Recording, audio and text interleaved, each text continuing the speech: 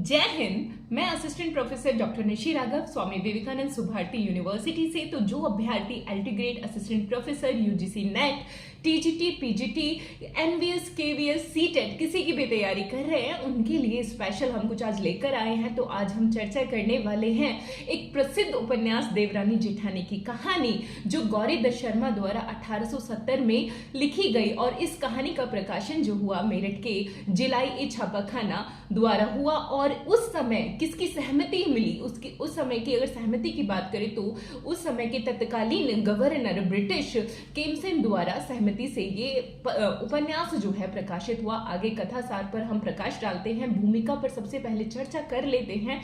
तो इस उपन्यास की प्रमुख भूमिका की अगर बात की जाए तो इसमें उस समय बनिया समाज में जो जन्म मरण के समय जो रीति रिवाज थे उस पर चर्चा की गई है। दूसरी अगर बात की जाए तो उस समय की जो पढ़ी लिखी महिलाएं और अनपढ़ स्त्रियां थी उनमें परस्पर क्या अंतर होता था, उन महिलाओं का काम पूरा दिन जो है किन किन कामों में व्यतीत होता था, वो बच्चों का लालन पोषण कैसे करते थे, इन सब पर प्रकाश डाला गया है। और साथ ही चलिए अब इनके पात्रों पर भी चर्चा कर लेते हैं।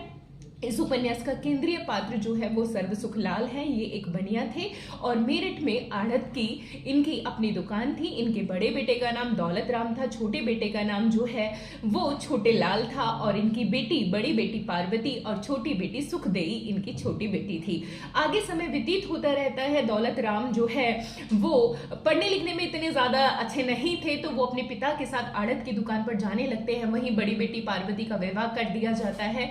छोटे लाल जो छोटे बेटे थे उनको मदरसे में बिठा दिया जाता है। और उनकी छोटी बेटी पार्वती का विवाह जो है हापुड़ के वंशीधर के यहाँ जो प्रसिद्ध कबाड़ी वाले थे, एक बहुत धनवान कबाड़ी वाले थे, उसके यहाँ तय हो जाता है। 3 वर्ष के उपरांत जो इनकी छोटी बेटी है सुखदेई, उसका गौना होता है, वो अपना गौना करके ससुराल चली जाती है। ऐसे समय व्यतीत हुआ। धीरे धीरे इनके दौलत राम का यानी इनके जो बड़े बेटे थे उसका रिश्ता जो है वो खुर्जा के डूंगर सिंह की बेटी ज्ञानो के यहाँ से आता है। जो ज्ञानो है वही जेठानी बनती है। याद रखिएगा, नाम पूछ लिया जाता है, पात्र पूछ लिए जाते हैं, शहर पूछ लिया जाता है, स्थान पूछ लिया जाता है। तो ये भी आपको याद रखना है कि बड़े बेटे दौलत राम का विवाह कहाँ हुआ था। तो बड़े बेटे दौलत राम का विवाह जो है खुर्जा में। और किसकी पुत्री थी? वो डूंगर सिंह की पुत्री थी। नाम क्या है? ज्ञानो है। और ज्ञानो जो है वो पढ़ी लिखी नहीं थी।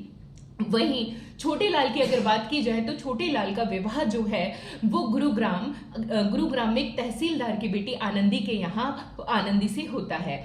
आनंदी जो है वो पढ़ी लिखी है, वो पूजा अर्चना इन सब में बहुत विश्वास रखती है। साथ ही वो जन्माष्टमी हो गया, एकादशी हो गया, रामनवमी हो गया, इन सब का जो है वो व्रत रखती है। वहीं अगर धीरे धीरे समय व्यतीत होने लगता है जेठानी देवरानी की आपस में जो है वो नहीं बनती, जैसे कि आजकल परंपराएं चली आ रही हैं। तो उस समय भी कुछ नया नहीं था, उस समय भी आज ही के समय की तरह होता था। तो आपस में परस्पर नहीं बनती थी। सर्वसुख लाल अपनी पत्नी से कहता है कि जब घर में किसी की नहीं बनती तो भाई इनको अलग कर दो। परंतु इस पर सर्वसुख लाल की पत्नी कहती है कि अगर मैं इनको अलग करूंगी तो जमाना क्या कहेगा। तो वो कहते हैं कि जमाना क्या कहेगा, जैसा देखा है वैसा ही जमाना कहेगा। तो इस तरह से परस्पर वार्तालाप चलता रहता है। समय व्यतीत होने लगता है। छोटे लाल के यहाँ जो है एक पुत्र रतन की प्राप्ति होती है। इस पर जेठानी ज्ञानो कहती है जिनके नसीब अच्छे होते हैं उनके यहाँ बेटा होता है, और जिनके नसीब खोटे होते हैं उनके यहाँ बेटी होती है। आपको क्या लगता है ये मनोवृत्ति अभी बदल गई है? तो अभी भी कहीं ना कहीं ये मनोवृत्ति हमें देखने के लिए मिलती है। तो इन्हीं सब चीजों को केंद्र में रखकर गोपाल राय ने उस समय की मनोवृत्तियों को अपने उपन्यास में उकेरा है। आगे अगर चर्चा की जाए तो कुछ समय व्यतीत हुआ। जो है ज्ञानो के यहाँ भी पुत्री हुई। ज्ञानो की पुत्री का नाम जो है मुनिया रखा गया। उधर सुखदेई के यहाँ भी पुत्री होती है। इस पे सर्व सुखलाल कहते हैं कि भाई लड़कियों ने तो हमारा घर घेर ही लिया है।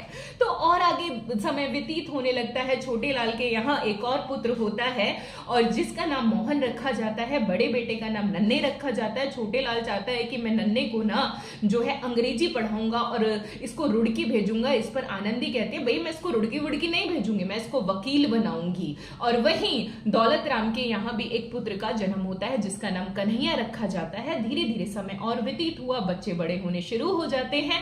बच्चे बड़े होते ही नन्हे का विवाह जो है वो झुन्नी मुन्नी के यहाँ तय हो जाता है, और वहीं दौलत राम की पुत्री का विवाह जो है मुनिया का अतरौली से हो जाता है। तो जब नन्हे विवाह करने के लिए जाता है तो वो अपने विवाह के दौरान 4 छंद गाता है। तो छंद पिरा की अइया, छंद पिरा की धार, अब का छंद जब कहूंगा जब सासू देगी हार। तो इस तरह से छंदों को गाता है। मैंने यहाँ एक छंद गाया, बाकी के 3 छंद आप लोग मुझे कमेंट में बताएंगे कि कौन से नन्हे 3 छंदों को और गाता है, क्योंकि प्रश्न पूछ लिया जाता है, उनका क्रम भी पूछ लिया जाता है, ये भी याद रखिएगा। विवाह हो जाता है, परस्पर सब लोग अलग अलग रहने लगते हैं। इस तरह से इस उपन्यास में पारिवारिक परिवेश का चित्रण किया गया है, साथ ही बनिया समाज की मनोवृत्तियों का उस समय क्या स्थितियां थी उनका चित्रण किया गया है। तो अगली वीडियो में आपसे मैं जल्दी मिलूंगी, और मेरा प्रयास रहेगा कि कोई अगला उपन्यास लेकर आऊं जिसमें और इसी तरह के महत्वपूर्ण तथ्यों पर हम प्रकाश डालें। अगर आप और चाहते हैं कि इसी तरह का हम कंटेंट आपके लिए लेकर आए